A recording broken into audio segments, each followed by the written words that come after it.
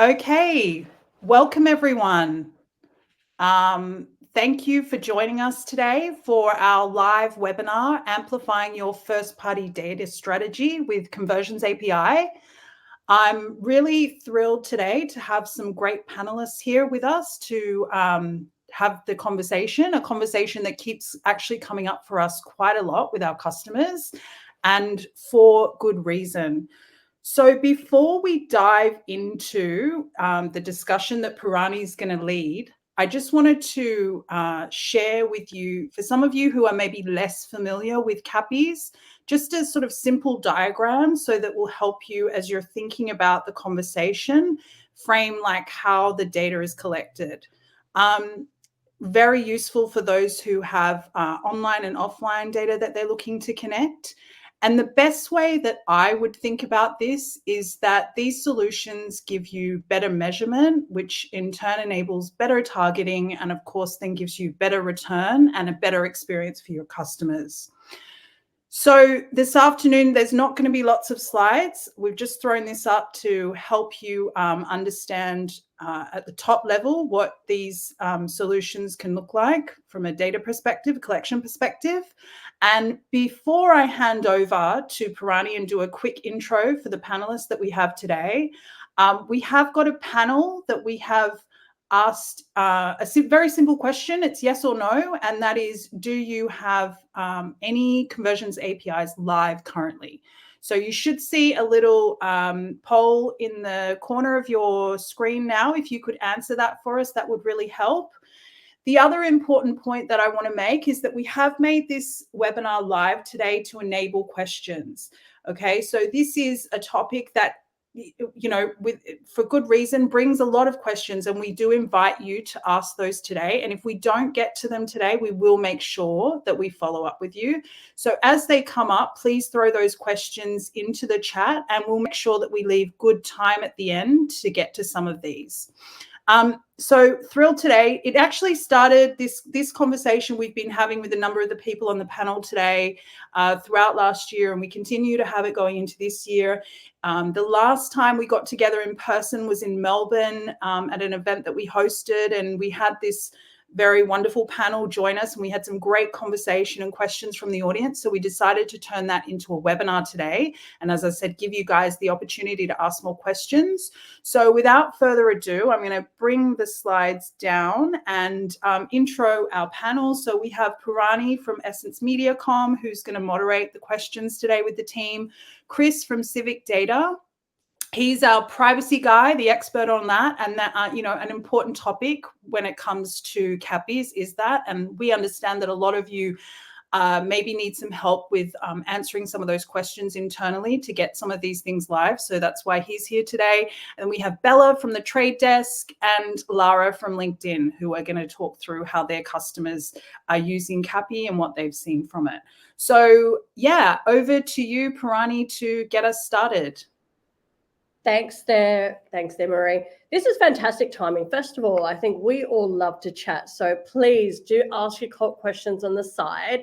But the ultimate idea is this group, and I think we're a very passionate group, believe that there is still a year ahead or more in terms of how we actually navigate, one, how to amplify first-party data, but do it in a privacy-centric way, do it with technology that matters, and do it with clients that actually want to make sure they're really starting to supercharge what they can do in their media marketing and overall business efforts. So taking all of that, that's a lot of doing. Now, to go into more context, where we really wanted to start with is first understanding the evolving privacy landscape. We have a privacy guy, Chris, on the call with us, so this is always fun. And I would love to start by just giving context.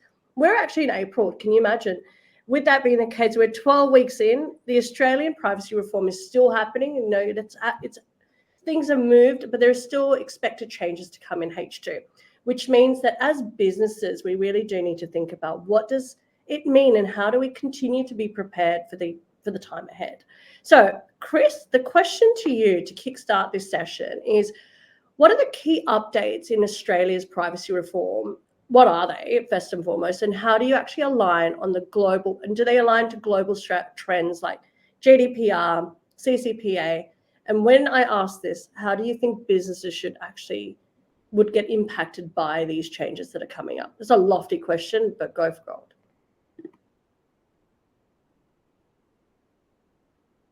You're on mute, Chris.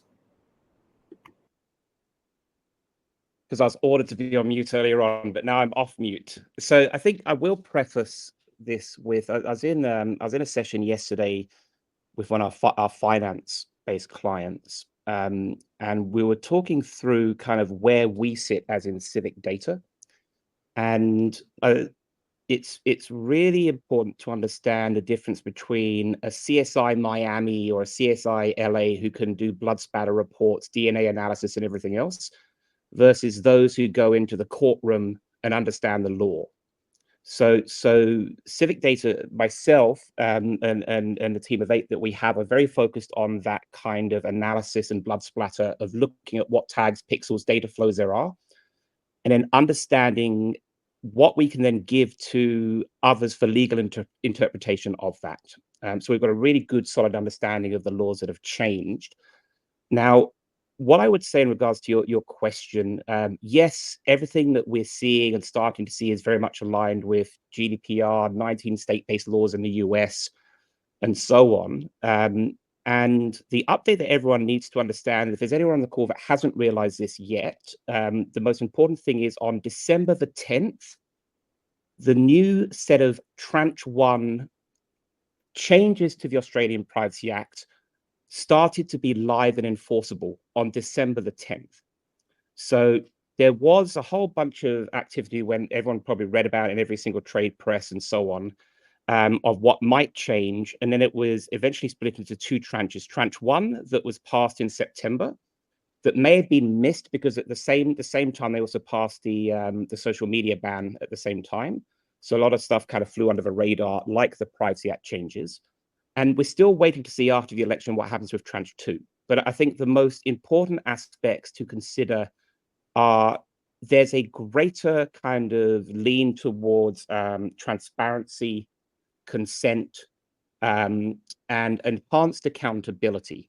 So with that, have I just lost you? Or are you still there? I'm not quite sure if I've just lost you or not.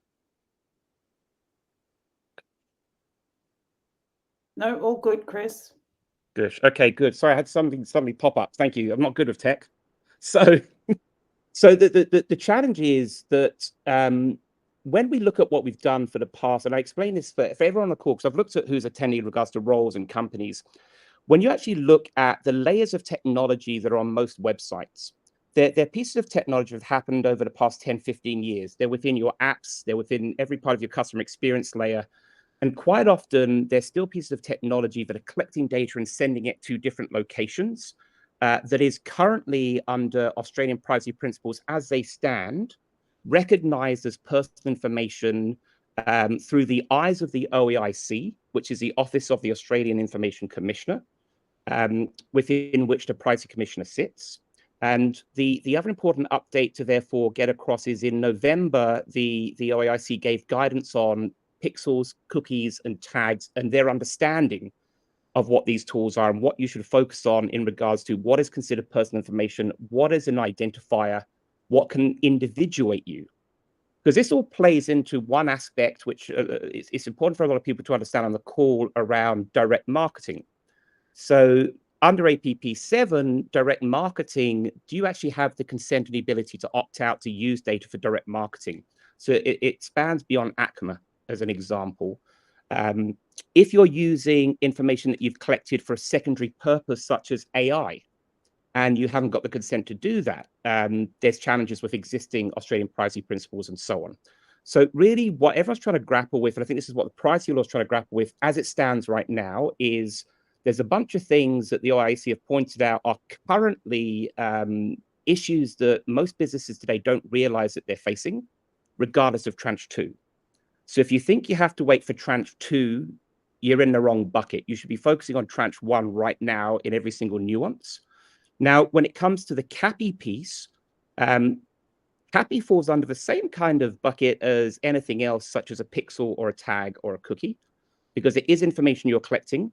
If you're passing it server side to whether it's to LinkedIn or the Trade Desk, you've got to have been clear in your collection, in your terms of use, in your privacy policy, exactly what you're going to be doing with that.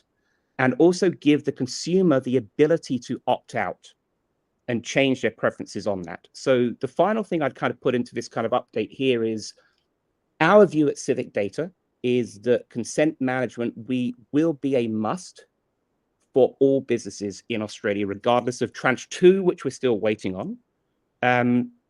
So if you've not started looking at the consent management piece yet, I would definitely put it on your radar. I will kind of also finalize this with, we put together a really detailed overview of the privacy update from tranche 1, what the penalties are, what you need to focus on, how you explain it to your legal team. So that's easy to find on our website, civicdata.com.au, and I'm sure Maureen might give a link to it later on as well, but that will give you everything else that I've not managed to cover today. Amazing. Chris, I'm just going to follow through with a bit more of a probe into this. You talked about consent management quite a bit. So what would the risk be for not adapting some of these changes that have come out of tranche 1? But more importantly, what do you also see are the opportunities ahead this year with adoption, of these particular types of kind of safeguards, right? To make sure that we are future-proofing what we're about to do in advertising across the board, but do it in an ethical and kind of, right balance outside of governmental laws. What do you think are the risks, but also opportunities that you see? So I think everyone's probably bored of hearing the term AI.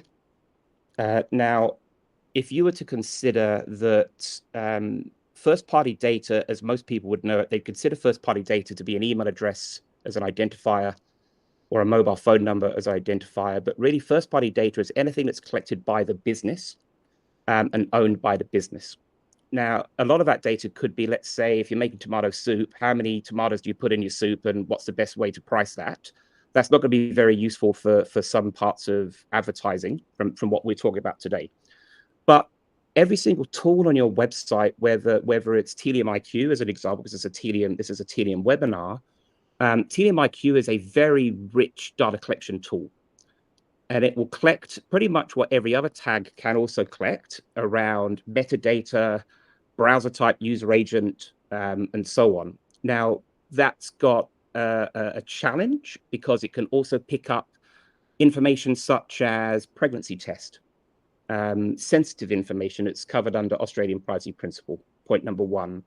But it can also be used with cookies disappearing, and you're looking for new ways to identify patterns and targeting behaviors, you can start to use this mass set of rich data to predict and segment as AI becomes more commonplace and more tools come out around this. So that means that, first of all, you've got this challenge of, I need consent to collect all this information. I need to give notice that I'm collecting this information. I also need to very carefully govern what it is I'm collecting that I might not realize is considered sensitive information versus personal information. And then covering that across your privacy policy, your collection notice, your terms of use, and so on. But once you own that data, as AI becomes more efficient, more tools become available, it's such a boon for you as a business that you own that data. But the problem is, if it comes out in the future that you're not allowed to use technical identifiers and other such, and you haven't got this consent, then you're back to square one. So I would say right now, why we're recommending consent and notice and so on is you can start very small. Just run a couple of percentage of your visitors just to test that kind of collection notice and the pop-up that everyone hates. And if it's not bothering your UX, and if it's not kind of impacting anything, just do more and more. Because even if only 6% say yes, that's a lot of data in the future that you can use to kind of go and create the lookalikes, match, and so on. Love that, Chris. And I think you segue so nicely to the next topic that we're going to chat about, because to your point, once you have that kind of consented kind of due diligence done around collection, it's what you do around that collection in terms of implementation and activation, which then really just throws to a little bit of what Bella and Lara work in day out. So the context here is that we know that signal loss is probably not as heightened, but signal resilience is still very important. And therefore, first-party data and that consented first-party data that you referred to, Chris, is what is the foundations for effectiveness for marketing, but also customer engagement. So we do still want to get more addressable, more personalized, but we have to do that in a way that it's still within the guardrails of what privacy is, but also what's right for media and its cost effectiveness as well. So in light of that, my question I'm going to throw to you, yourself, Chris, and Bella, so guys can jam together, I'd say, is why is first-party data more critical than ever, if you say, in this first-party world? And what would you say are the best practices that companies should follow when collecting and managing their first party? I know, Chris, you've talked a little bit about consent, but the collection itself. So maybe I throw to yourself first there, Bella, and then Chris, you can jump on. Okay.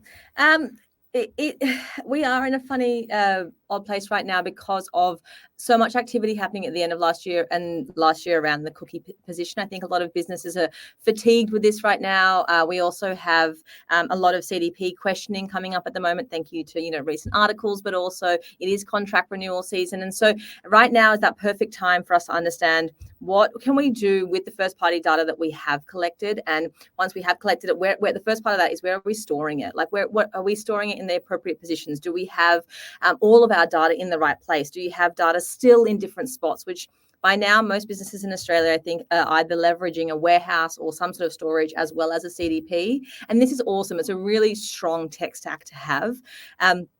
So when it's coming to that kind of, it's more critical than ever to ensure we know where our data is being stored, because if we are being asked to reconsent anything in there, depending on what changes come into the future, or we need to, have a little bit more rigor around what we're doing with that data, knowing that we have it all in one spot is super important, or knowing where it is in our business is super important. I think from there, it kind of extends into just leveraging our tech stacks a little bit better. So we will come to kind of talking about activation in more detail, but there's this important step between that, which is so many businesses now have these really comprehensive tech stacks. They're leveraging multiple pieces of technology in order to achieve, really strong customer engagement. And I think that that's sort of the best practice, and at the moment around sort of leveraging your first party data and around that consent piece and how you've collected it, is ensuring that you're using the tech stack that you have to get the right messages out. So you have it stored in the right spot. You know where the data is. We know we've located it. It's mostly consented, or it's mostly collected correctly. If not, we're organizing who's got the right permissions, who doesn't, and then we're going that next level and going, all right, here is our tech stack.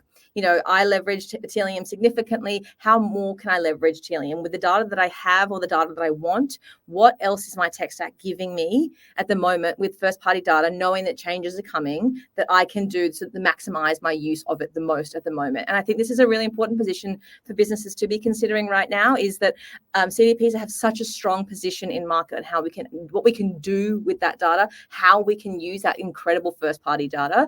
And so, I think that at the moment, that's one of our next sort of step on this front is not getting too lost in the world of, oh no, my data's not consented, but more understanding, where is my data, where have I got it stored, and now how can I leverage what I've got at the moment correctly to maximize output.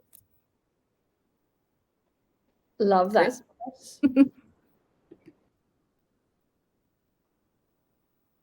Oh, it's a technical glitch. Work out how to come off mute. There you go, mute. Look, I totally agree, and there's two analogies. I love my analogies, and it's easy for someone to walk away from a webinar with a couple of analogies to throw around internally. So the first analogy I'd give is when you're looking at all these different ways of using first-party data, sending them, whether it's to a LinkedIn or a trade desk and so on, you've also got to consider the granularity of that data and be able to discover where you've shared data and how it forms part of a derivative product. And when I say a derivative product, is your data that you're sharing, and by the way, I want to be very distinctly clear about this. I'm not saying this is Trade Desk or LinkedIn or anyone else, but if you've somehow started working with a particular vendor and you've agreed for your data to be used in one purpose, but now somehow that email address as a consumer is being used to create an identity product across the internet, if that consumer says, hey, where is my data? How's it being used? Please change my preferences. How do you reach back across the kind of chain of custody to find that piece of personal information and ask it to be removed? And the analogy I'll use here is the red dye versus blue dye analogy. So if you've got a bucket of red dye and a bucket of blue dye and you pour it into one kind of bucket, it's this horrible brown mess. So you've got to start thinking in regards to Lego bricks, right? So it's easy to kind of sort them out if requested, and understand before you share any type of information under Australian privacy policies with any external business. Is it going to be a purpley brown mess, what you're doing, or is it going to be something granular that you can stay on top of? That'd be the one kind of addition there. I'd also the other analogy I use, and sorry for those who were at the Telium event where I use this, but it's a Star Wars analogy of the garbage compactor walls coming in. So when there's people on the call who are probably from privacy roles or legal roles as much as they are marketing, but everyone understands a good Star Wars analogy where they've tried to escape the stormtroopers, the garbage compactor walls are coming in, and this is the world where marketers are right now, is in the middle. So you've got on one side here is cookie deprecation everyone's been talking about for years. And even though people say, oh, cookies haven't disappeared, we all know that over 30% of addressable audiences through cookies have disappeared.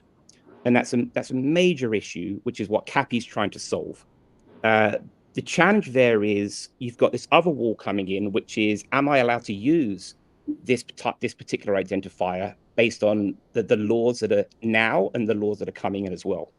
And that's the world in the middle where marketers currently are. And it's finding a way to explain that to the legal and the privacy teams right now is mainly your core job, rather than suddenly they come down when tranche 2 appears saying, stop doing this ASAP, then you've got no way to target or measure or track. I'd also say, even at a bare minimum, even if you've only got consent to use email addresses from a CAPI perspective or other identifiers, if it's only 10 or 11 or 12%, that's still something you can model out with as well. I think everyone at the moment is starting to use these different media mix modeling methodologies and everything else. And again, having that knowledge of just a small percentage that are coming through CAPI, you can use to go out and plan better and smarter and use that in different ways. I hope that was useful. Very useful. Very useful. And you almost segue me all the time here, Chris, but I'm going to go on with the next question there, because I think you made a really good point. Like, from a compliance and the guardrails that Bella and yourself spoke about around how do we actually think about collection in the right way, but also how we actually start to marry out its need for how much we need of it to be able to do something great in market. I'm actually going to throw to yourself there, Lara, if that's okay. From a beyond compliance for a second, what's the competitive advantages do you see that businesses can gain from a really strong first-party data strategy? And how does it influence like the LinkedIn world for you? Yeah, well, I think I'll speak more specifically about B2B, which is where we're kind of predominantly working with our marketers and advertisers. It's a real game changer having a strong, first-party data strategy. There's so many things. There's the first thing, account-based marketing. With such, the importance of high quality first party data, businesses can identify and they can prioritize, who those accounts are, make sure those messages are getting to the right people, and doing right personalization across the entire buyer journey. But I also think it strengthens the connection between sales and marketing. I think in B2B, sales cycles are a lot longer, as we all know, quite challenging. So having like a first party data really ensures the teams are working from those same insights to really nurture that audience. Marketing are using intent signals to identify the warm leads and personalize the outreach, as I said. But sales can really engage prospects with the right content at the right time across that cycle that I talked about, which we see results in higher conversion rates and shorter deal cycles. So it's really critical for B2B. Amazing, amazing. Bella, do you want to add to that from a trade desk perspective? Because certainly you're coming at it from a different angle and love to get that perspective as well.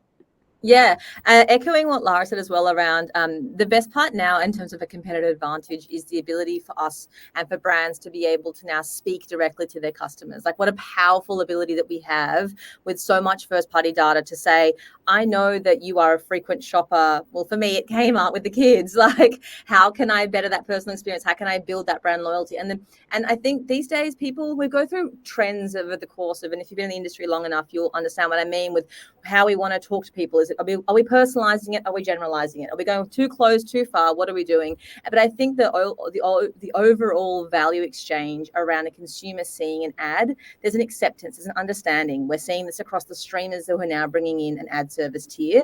Individuals, consumers, even the kids, which is sad, are used to seeing ads and they're used to that value exchange. So we can harness that. We can harness that with the right messaging. We can harness that with the right the right kind of tools that we have at our hands. And that's why why first-party data as an activation tool is so powerful versus leveraging, cookies and all the old bits and bobs that we've had in the past. I think as well, Chris mentioned a really important point there around just, there is still cookies in our ecosystem, very much still there. They're not as prevalent as we expect, and they're not prevalent in areas where we're finding consumers are most engaged. So things like audio and things like BVOD and these kind of environments where you don't have cookies, we're seeing a much higher level of engagement across first-party data in these environments. And so it's really important to ensure that we have, you've got some strategy around how to activate your first-party data. In socials, it might be easier than in other formats, but maybe it's also ensuring you have a comprehensive plan around email marketing, your text marketing, and how that's going into your programmatic, and how that's going into your LinkedIn, and how that's going into other social environments. Being able to talk to our consumers and talk to them cohesively, coherently, it only drives a better brand experience, and it also drives like far more efficient media buying. No longer are you kind of wasting time looking for old Bella on the internet. We're pretty certain that we're going to see her in certain environments, and that's why that CAPI piece is so great as well, because we can not only interact with me from a first-party data point of view, we then can see again and again and again through online conversions and offline conversions how I am engaging with the brand, how I continue to show up. Is what I'm doing working? Like maybe I'm part of a test creative group as well that's seeing a bunch of new branding or new toys, and have I converted? Is it effective? It's that real-time feedback. Your first-party audience, whatever size it is your nest egg. Like there is just so much from a marketing point of view that you can get out of them, whether or not they fully understand of how powerful they're being in that messaging to you. But the privacy and the consent piece is obviously super important, because you want to make sure you have the power to communicate with the consumer how you want. But then once you do, use it, grasp it, leverage it. Like, having emails in an Excel doc that's never accessed is so sad. There is so much that you can do with that. And there's a real competitive advantage there for brands who do leverage this. And you see it time and time again with these success stories that come out. But yeah, like I said before, even the smallest pool of data, and like Chris has mentioned, can be leveraged, whether it's through lookalike modeling, whether it's through propensity modeling, whether it's as just a base profile of people that we want to go after. There is just so much there, and it should not be overlooked. Amazing. I know we've got some time that we're all chatty bunch, as you can imagine. So I'm actually going to step straight into the conversation around, and you both, Lara, yourself and Bella, you both spoke about the need for ad tracking technology to help, one, make sure that the data that we're using can be measured, but also tracked throughout marketing ecosystems. So let's jump straight into a conversation about CAPI. And we all know that's conversion API, and Marie spoke to it a bit earlier on. Question to yourself there, Lara, to begin with, is how does a conversion API differ to the traditional pixel-based tracking, and what benefits are you seeing when you implement CAPI? Yeah. So in a nutshell, CAPI is shifting us from traditional browser-based tracking, which, as we said, relies on cookies and can be blocked or lost due to obviously privacy restrictions that are coming, to a newer kind of server-to-server data sharing. So it means businesses can send conversion data directly from their own servers to platforms like LinkedIn and the Trade Desk, which in turn is going to improve the accuracy and reliability, whilst also aligning, obviously, and ticking the box with all the privacy regulations. Essentially, it really ensures that you retain the ability to measure performance effectively, as third-party signals are going to continue to decline. And, there is, we talk a lot about why CAPI was created, but there is also so much goodness that is coming down the line with CAPI in terms of the optimizations that come. So it's not necessarily just about measurement. It's about this ongoing opportunity to optimize with this incredible information that we're getting around the conversion data. If I might just jump in at the back of that, I guess, I totally agree. I think I kind of hit on it before as well. But what I think we can understand and what we can all agree with consumers these days is there's no longer this like really clean funnel that consumers are going down. Like thanks to, online shopping, but not even that, like online social shopping, live feed shopping. And there's now even ads that you can buy within the ad unit itself. Like the accessibility and the availability of shopping and buying is so much easier.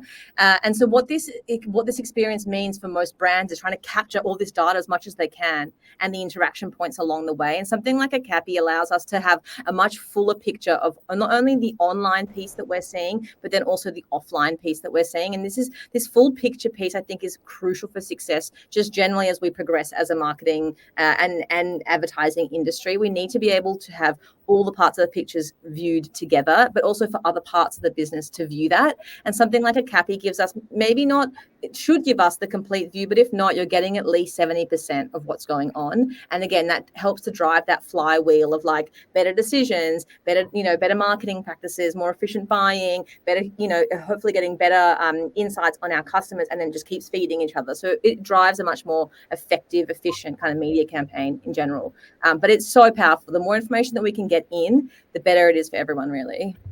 The other thing just to note too, because for the customers on the call that haven't had the chance or aren't quite ready or haven't adopted CAPI yet, is it is the one kind of product that the entire industry is kind of working towards. So whether you're talking to Meta, you're talking to LinkedIn, Trade Desk, we're all talking the same language, and we all believe that this is the product that will really help you and set you up for success in the long term as continuing changes happen. And all, as I said again before, all those amazing advancements that are happening are going to happen across all those companies like ours in this tool. So it is the one tool, probably, I think, that we would all agree that is the number one thing that you need to be doing to really protect your data strategy and your measurement strategy moving forward.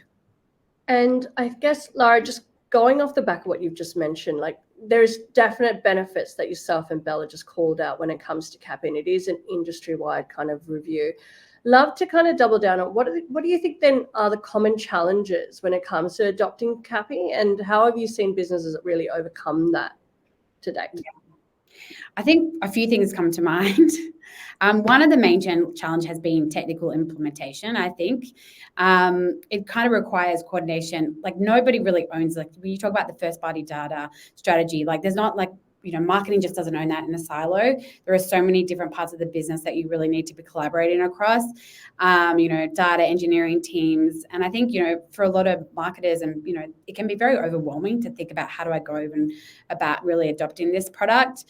I would also plug there, that's where we see the benefits of working with a partner like Telium, who have experts in terms of the onboarding process and are really set up to really guide you through it. Because also, I guess the other thing is CAPI is not a set and forget tool. And I think one of the challenges we have seen with partner customers that have adopted it and then felt like, okay, well, that's done, tick the box. It's something that needs to be constantly like optimized and like kind of re-looked at and kind of making sure that everything is working. That would probably be the technical side we've seen has been probably the biggest challenge. Of course, the data governance, without fail, Chris is like, of course, that is a big piece too. And obviously making sure that we're ticking the right boxes internally, making sure that alignment and that those agreements are in place and that strategy is there is really important. But I would say the technical side has been the biggest challenge. And then again, like to plug, work with Telium, work with these incredible partners that can help you and really kind of nurture you through that implementation for success. Love that. Chris, I'm going to throw it to you for 20 seconds. If you want to have a chat around anything else that you'd like to say around challenges that you're seeing from your end. All good? No, I think honestly, it's, I would say from whatever we're talking about today, you could do your best endeavors from a consent perspective, a notice perspective across all different Australian privacy principles, but it will be that one forgotten piece of dinosaur technology that's sitting there somewhere that's not managed properly within. I mean, I know Telium have a bunch of great capabilities for ensuring certain tags don't load and so on. But if someone's not actually moved that piece of technology into the Telium platform or whichever platform, then that's the one thing that either a competitor is going to use to dob you in, or the OAIC who are looking for kind of larger issues will find, because they know how to look at this stuff now. If you look at some of the people they've been hiring. So I would say you could do your best endeavors to learn how to do this in a privacy compliant way. But if you've not done the basics first and found what piece of technology is just hiding there, waiting to jump out and cause you problems, that's going to be the issue. So don't look at just solving this. You've got to, and especially looking into tranche 2 coming forward, where there's a totally, the proposal is there's a completely updated list of technical terms that will be non-exhaustive, that could be considered as personal information. So that'll be IP address and so on. So if you're not on top of what you're currently doing across your entire customer experience layer, no matter your best endeavors for CAPI, you're always going to find a problem. Bharani, could I just add, I think we've touched on platforms really comfortably and touched on process in some capacity, but the other one that I think we could all agree is really important is the people piece of this as well, like who you've got on board from your team that's going to help you with CAPI, what local and global alignment do you have with stakeholders, are there other business units in the business that you need to ensure are across this, and then once you have got them on the journey, and whether it's through, weekly whips and trackers and races and all those wonderful pieces that we love, it's also the visibility that those people continue to get into the success of this. So I've seen this work really well, where a marketing team has then given their sales team and also their supply chain team visibility as to what kind of conversions we're seeing, the growth we're seeing in numbers, or the decline we're seeing in numbers, and what that means to a salesperson's messaging in market. Say for like an e-com vendor, where a global e-com vendor is sort of squeezing them out of a local market, for example, if they can all see the impact of this on the marketing and the efforts that we're all driving, everyone's bought in more. So I think you've got it's again that whole thing around people, it's the process, it's the platforms. You need a little bit of everything to drive something like a CAPI, but also a wider first party initiative. Can I just quickly say as well, sorry, Bharani's trying to move us on, but for those people that I would sorry, just a shout out, because you got me thinking about the people piece there. We actually have a team of dedicated solutions engineers at LinkedIn, right, that work with Telium, that you can come to us and say, hey, can you make some intros? Like, we want to look at this. And they will kind of really like work with the customer to help the whole implementation of the product, because we know how important it is in terms of the long-term goals. So definitely any of those, shout out to I'm working with LinkedIn, that you want to have that chat, reach out to the team you're working with, because we can make those introductions to help that process as well. And I think to bring proof to the pudding when it comes to, that triage that you need of people, process, and kind of the product in this instance, is actually to showcase this in a bit of a case study. So what I'm going to throw to you, Lara, is can you talk me through a specific use case where you've seen CAPI really work for you effectively, but I'm also going to double down and just go with that. What are you seeing are the key measures of success that came from that when you look at it from a first party perspective or CAPI strategy? Yeah, great. Well, so really excited to kind of share this example from Prada. And I will kind of mention that with luxury goods on LinkedIn, we see them as very high consideration B2C, and they act very similar to B2B customer products, I should say, with incredibly long, buying cycles. No one, unfortunately, clicks on a Prada handbags and purchases off straight away, although I would like that. But that's the reality. And so, really great to kind of see this example of this high consideration B2C customer that we worked with, that have basically connected their customer data platform, Telium, to LinkedIn and used the conversion API. What's really interesting, I think Bella does a great job of always explaining this, with the integration, it wasn't about necessarily just the end goal, like, yes, we saw these results. It was this continuous flow of customer data going across both platforms that have really brought a unique data, a unique kind of view of like what's working and how we can continue to optimize. So overall, this, you could kind of read more in the actual case study, and it's online as well if you look at it.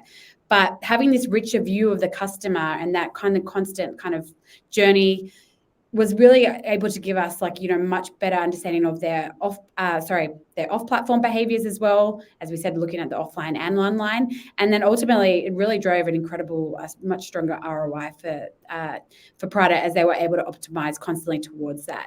So it's just a great example that we have plenty more, of course.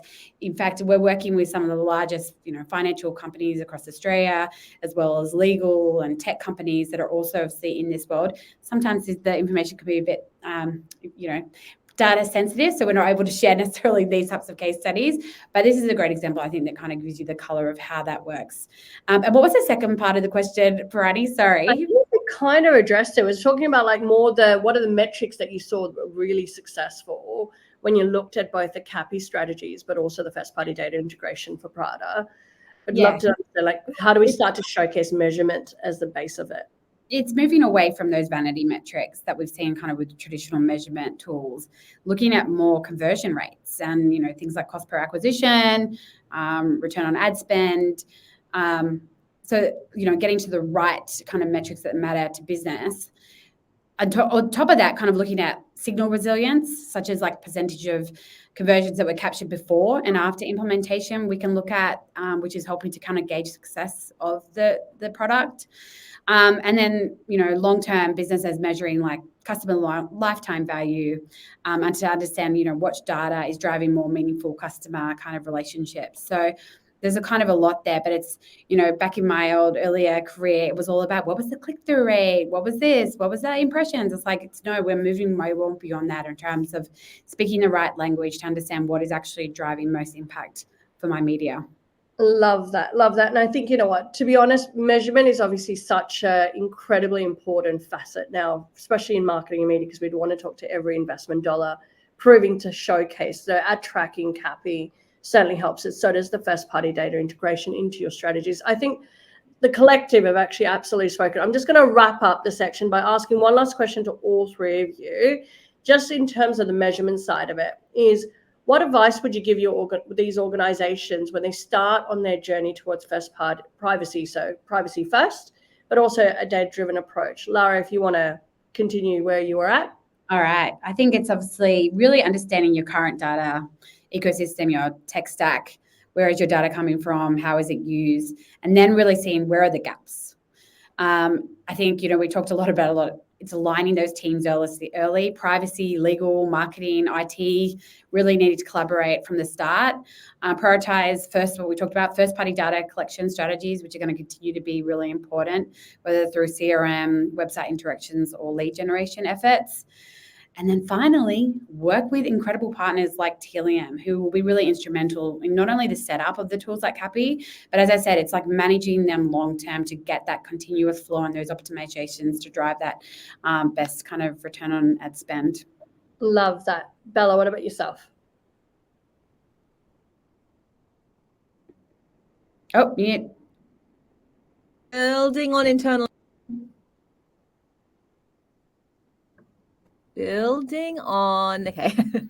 internal alignment. I think it's super important as well around that visibility, like I've mentioned a few times throughout this, and I think we continue to see it with vendors across the Triple M space as well, is data visibility. The more we can demonstrate what we're doing with our initiatives around first party and CAPI, I think the better chance you have of having kind of a longer a lead time with this, a longer growth time with it.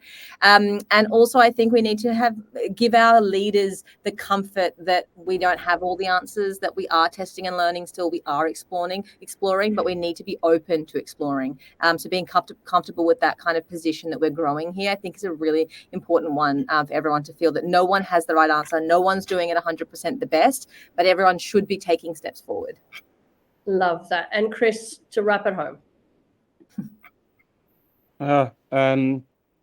I think ask any publisher you're speaking to if they've got a CAPI. So like it's even there's a whole, and I know that we help car sales to create their own version of a CAPI, which you can also use. I know there's a way that Telium can kind of work with that as an example. So any place you're working with, anyone that can help you give insights into what you're doing, you could pretty much call it a conversion API if you're getting those insights. But again, they also need to be doing on their side their due diligence to make sure they're allowed to do that match and share it as well, as much as you.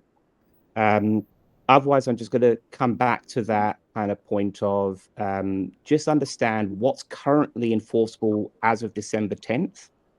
Now it's live. There's a whole bunch of big ticket kind of penalties that I kind of list out in that paper that you have to be across, and just do your hygiene, do your blood splatter analysis, and just do that kind of audit of every single tool. And definitely look into Telium, what they have in regards to consent management, governance, even the obfuscation of certain data points, such as if it does say adult diapers, that you're not passing that into Telium because that's sensitive information and so on. Fair. Thank you so much for that. I know we're at time, but Maria, I might pass to you just to wrap up the session today. Yeah, thanks, Parani, and thanks, guys, so much. If I can just finish on one point that I really want everyone to take away from this is there is so much help, as Lara alluded to earlier.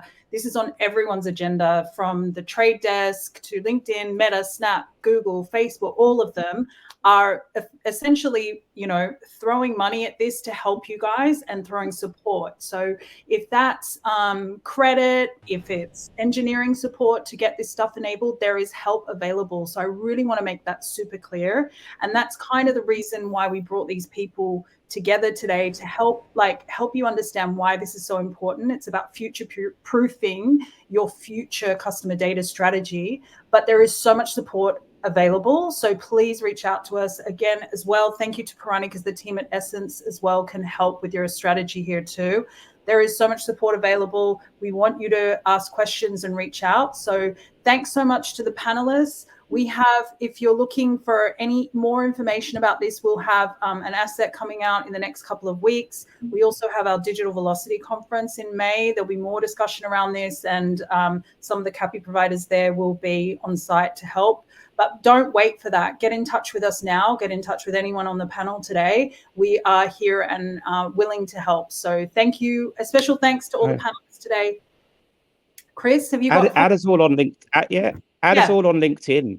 We're all happy to be added on LinkedIn. Yeah. Great point. It's a great platform. Slide. It is a great platform. Thank you so much, Lara, Parani, Chris, and Bella. Thanks everyone. Bye. Bye.